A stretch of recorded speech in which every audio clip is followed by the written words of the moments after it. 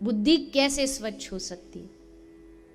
बुद्धि को धोने के लिए ना तो कोई डिटर्जेंट काम आता, ना कोई साबुन काम आता, ना आज तक विज्ञान ने कोई ऐसा सर्फ बनाया जिससे बुद्धि धोई जा सके। तो इस श्लोक में 3 चीजें बताई हैं जिनसे बुद्धि साफ हो सकती है। कौन कौन सी? ध्यान से सुनना। तेजो वारी मृदाम, 3 चीज हैं जिनसे बुद्धि को साफ किया जा सकता है। पहली है तेजो। तेज मतलब, तेज माने अग्नि। अग्नि के द्वारा बुद्धि को साफ किया जा सकता। कौन सी अग्नि? संसारिक अग्नि नहीं। बुद्धि को साफ करने के लिए भगवान से मिलन की जो विरहाग्नि है, भगवान से मिलने की जो तड़प हृदय में व्याकुलता जो अग्नि के रूप में प्रकट होती है, उससे अपनी धी मतलब अपनी बुद्धि को साफ किया जा सकता है। भगवान से मिलन की इच्छा, ये बड़ा प्यारा शब्द है, क्योंकि ये इच्छा ही नहीं जागती मन में कि हमें भगवान से मिलना है,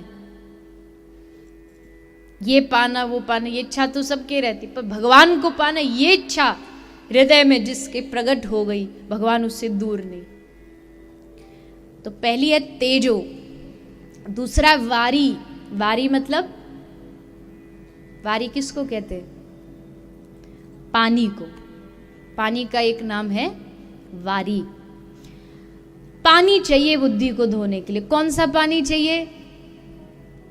मिनरल वाटर चाहिए, आरओ वाटर चाहिए? बोले नहीं, इन सब पानियों से बुद्धि नहीं धुलेगी। तो कौन सा पानी चाहिए?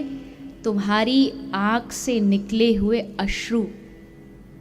आंख के पानी के द्वारा, अश्रुओं के द्वारा भगवान, अश्रुओं के द्वारा अपनी बुद्धि को धोया जा सकता है, स्वच्छ किया जा सकता है। अगर वो अश्रु, अगर वो आंसू भगवान के लिए निकल रहे हैं तो उससे धीरे धीरे हमारे भीतर की मलिनता दूर होती जाती है। ब्रज की गोपियां कहती है, उद्धव ने पूछा क्या दे के गया तुमको कृष्ण?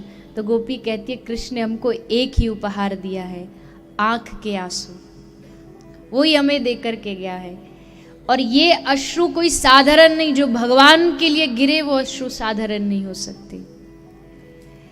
इसलिए आंख के पानी के द्वारा बुद्धि को धोया जा सकता है। और तीसरी चीज है तेजो वारी मृदा। मृदा माने मिट्टी।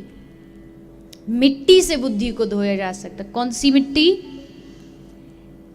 संसार की साधारण मिट्टी नहीं, रेड सॉइल ब्लैक सॉइल नहीं, तो कौन सी माटी? श्री गुरु चरण सरोज रज निज मन मुकुर सुधाय। अपने सदगुरु के चरणों की रज को अपने माथे पर धारण करो। गुरु चरणों की रज के द्वारा अपनी बुद्धि को स्वच्छ किया जा सकता है। जितनी शक्ति भगवान में है उतनी शक्ति ही गुरु के चरणों की उस रज में, गुरु के चरणों की इस माटी में। पर गुरु चरणों की पहले महिमा समझनी पड़ेगी, गुरु का महत्व समझना पड़ेगा। ये गुरु नहीं, आपके महाराष्ट्र में तो चाय वाले को भी गुरु बोल रहे, ए गुरु चाय ला। इतना सस्ता हमने इस शब्द को समझ लिया कि कुछ भी गुरु। गुरु की महिमा अपरंपार है, अनंत है। गुरु वही, और गुरु का भाव भी क्या? कौन है गुरु? बोले गुरु वही जो संत सेवावे, गुरु वही जो विपिन बसावे, गुरु वही जो हरि ही मिलावे, इन करनी बिन गुरु न कहावे। गुरु वो जो संत की सेवा की प्रेरणा दे, गुरु वो जो धाम वास की प्रेरणा दे, गुरु वो जो हरि से मिलन कराए। अगर ये सब नहीं तो काय का गुरु? केवल तुम्हारा धन धन बढ़ता रहे, कारोबार बढ़ता रहे, भाई यही आशीर्वाद दे करके तुमको विदा कर दे, ये गुरु नहीं हो सकता। गुरु कहता बेटा तू संसारिक लौकिक काम भला करता रहे, पर ये भूलना मत तू मेरे द्वार पर इसलिए आया क्योंकि तेरा हाथ पकड़ करके मुझे वहां तक लेकर के जाना। गुरु की जिम्मेदारी, दायित्व बनता है कि अपने आश्रित शिष्य का बाह पकड़े और उसको भगवान के चरणों तक छोड़ करके आए। बीच रास्ते में अधूरा न छोड़ दे। पर हम तो गुरु का कुछ और ही भाव समझते, और ही मतलब समझते। ब्रज में एक बाबा जी वो अपनी अनुभव बताते कि एक बार एक आदमी आया, बोला गुरुजी अपनी एक फोटो दे दो, दुकान में लगानी है। तो गुरुजी बोले बेटा क्यों? अब गुरुजी तो खुश हो गए, बच्चे की बड़ी श्रद्धा है, हमें दुकान में फोटो लगाएगा। तो दुकान में फोटो क्यों लगानी है? बोले गुरुजी अब देखो सामान बेचना पड़ता है, कुछ सामान झूठ भी बोल के बेचना पड़ता है, तो ग्राहक यकीन नहीं मानता, तो उसको यकीन दिलाने के लिए हमको कसम खानी पड़ती है। तो कम से कम आपकी फोटो रहेगी तो हम कसम तो खा सकते, गुरुजी की कसम, इसलिए फोटो चाहिए। गुरुजी बोले वाह रे धन्य ऐसे ठेला, लोभी गुरु लालची चेला, बीच नरक में ठेलम ठेला। अगर गुरु लोभी हो और शिष्य लालची हो तो दोनों का यही कांड चलता है कि बीच नरक में ठेलम ठेला।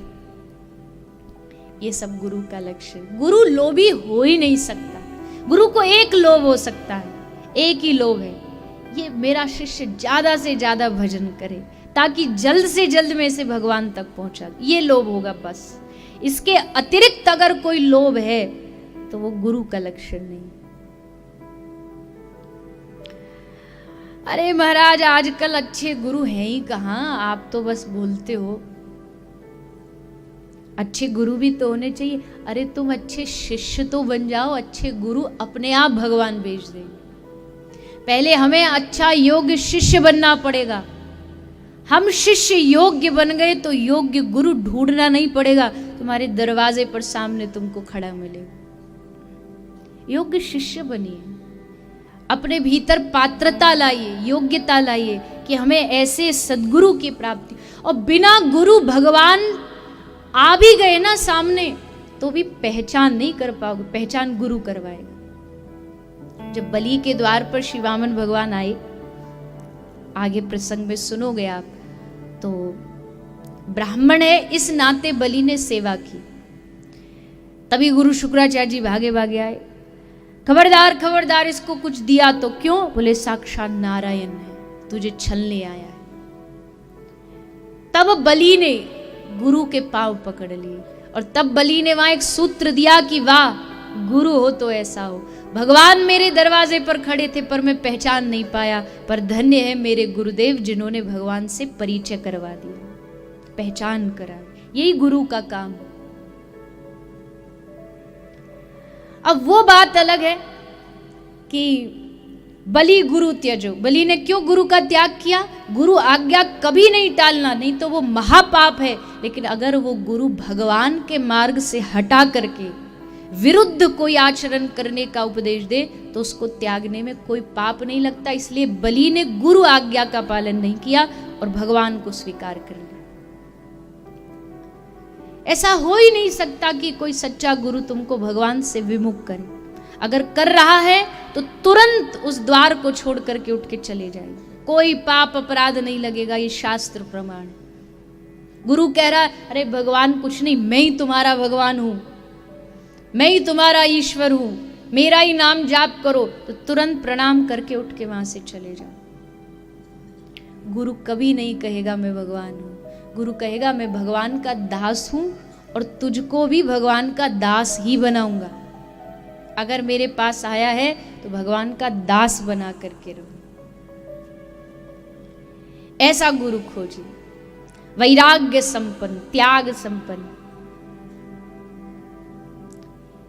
ब्रज के महात्मा जी एक सेठ आया और आकर के 1 लाख स्वर्ण मुद्रा उनके चरणों में चढ़ाई और कहा हमें दीक्षा दे दो। संत ने कहा कि लौट जा, मैं शिष्य नहीं बनाता, मैं किसी को शिष्य नहीं बनाता। सेठ ने कहा देख लेना 1 लाख रुपया चढ़ाने वाला शिष्य नहीं मिलेगा। उन संत ने मुस्कुरा के कहा तू भी देख लेना 1 लाख देने वाला शिष्य तो मिल जाएगा, पर 1 लाख स्वर्ण मुद्रा ठुकराने वाला तुझे गुरु नहीं मिलेगा। ये जो धन का अभिमान है किसी और को जाके दिखाना, गुरु को पैसों से थोड़ी खरीदा जा सकता। गुरु और शिष्य में जब पैसे का लेन देन का लोभ हो जाए ना तो काम बिगड़ जाता है, नैया डूब जाती। और उसमें भी फिर हम अपने गुरुओं के पास अगर थोड़ा बहुत दान पुण्य, उनके आश्रम में कोई कमरा वमरा बनवा दिया, कुछ दे दिया थोड़ा बहुत, तो फिर देखो महाराज हमारा अधिकार देखो फिर कितना हो जाता है। जब भी वृंदावन जाएंगे गुरुजी को यहीं से फोन कर दें, गुरुजी 4 कमरे खुलवा देना, एकदम बढ़िया क्लीन बेडशीट होनी चाहिए, 10 लोग आ रहे हैं सबका खाना भोजन करवा देना। फिर गुरुजी माला झोली साइड में रख के उनकी व्यवस्था में जुड़ जाते हैं कि चलो भैया 4 कमरा साफ करवाओ। आ रहे हैं महाराज, अब कमरा बनवाया तो बड़े हक से बोलते हैं। गुरु के द्वार पर जाने का एक तरीका होता है। गुरु के तो चरणों में बैठ करके उनकी सेवा मांगी, मैं क्या सेवा करूं आपकी।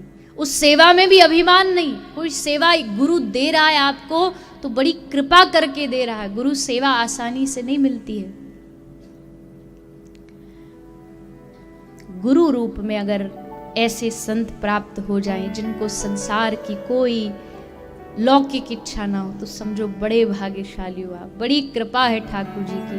भगवान ही गुरु रूप में आपके सामने पधारे हैं।